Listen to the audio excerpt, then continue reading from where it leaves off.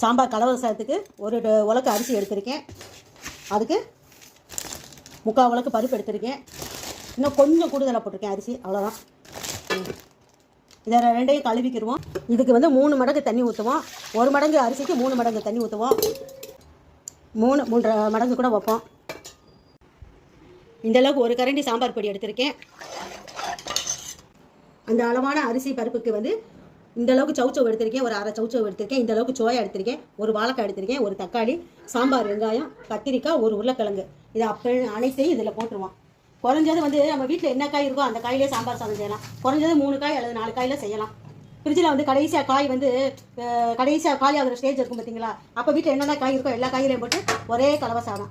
அதோட உப்பு போட்டுக்கணும். உப்பை போட்டு 2 விசில் வச்சு இறக்குவோம். புளியை வந்து கெட்டியாக கரைச்சி வச்சுக்கிறோம் இந்த தண்ணியில். குக்கர் திறப்போம். எல்லாம் நல்லா வெந்திருக்கு. இப்போ என்ன செய்யணும், இதை அப்படி புளி கரைச்சிக்கிட்டு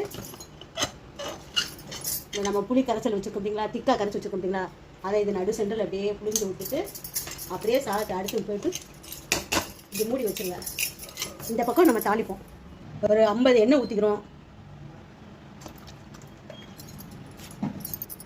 50 எண்ணெய் ஊற்றிருக்கேன். இப்போ நம்ம வெண்பொங்கலுக்கு எண்ணெய் நெய் அதிகமாக சேர்க்கணும், அதே மாதிரி இது வந்து சாம்பார் கலவை சாதத்துக்கு கடுகை போட்டிருக்கேன், சீரகத்தை போட்டிருக்கேன், பொரியட்டும்.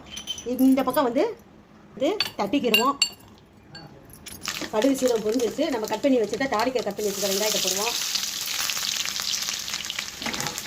தட்டி வச்சுருக்க வெள்ளைப்பூடை போடுவோம். இது ரெண்டும் நல்லா ப்ரௌன் ஆகணும் நேர்களே. இது ரெண்டும் வந்து தான் சாம்பார் சாத்தி தூக்கலான ருசியை கூட்டக்கூடிய சீக்ரெட் ரகசியம். சரிங்களா, இந்த பாருங்கள், இந்த அளவுக்கு ப்ரௌனாக வரணும். கருவேப்பிலை போட்டு கொஞ்சம் பெருங்காயத்தை போட்டுருவோம். போட்டு ஸ்டவ் ஆஃப் பண்ணிடுவோம். இதை கொட்டிடுவோம்.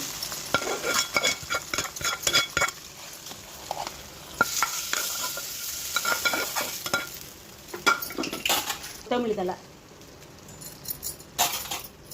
போட்டு கிளறிடுவோம். நம்மளுடைய சாம்பார் கலவை சாதம் ரெடி.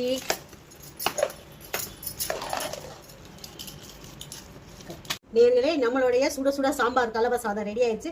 இதே மெத்தடில் நீங்கள் செஞ்சு பாருங்கள். இந்த சாம்பார் சாதத்துக்கு நான் வந்து தொட்டுக்கிற வடகமும் வெங்காய தொக்கு மாங்காய் ஊற வச்சு சாப்பிட போகிறேன். இதே மாதிரி நீங்களும் செஞ்சு சாப்பிட்டு பாருங்கள். செஞ்சு பார்த்துட்டு லைக் கொடுங்க, சப்ஸ்கிரைப் கொடுங்க. நேர்களே, இதுக்கு முன்னாடி வீடியோவில் நான் வந்து 7up எப்படி இடைமுறையில் தீபாவளி ஸ்பெஷல்னு சொல்லி போட்டிருக்கேன். அது நேர்களே, அந்த வீடியோவை எல்லாரும் கட்டாயம் பாருங்கள். என்னுடைய வீடியோவை தொடர்ந்து எல்லாரும் பாருங்கள். எனக்கு ஆதரவு அளிங்க. நன்றி, வணக்கம்.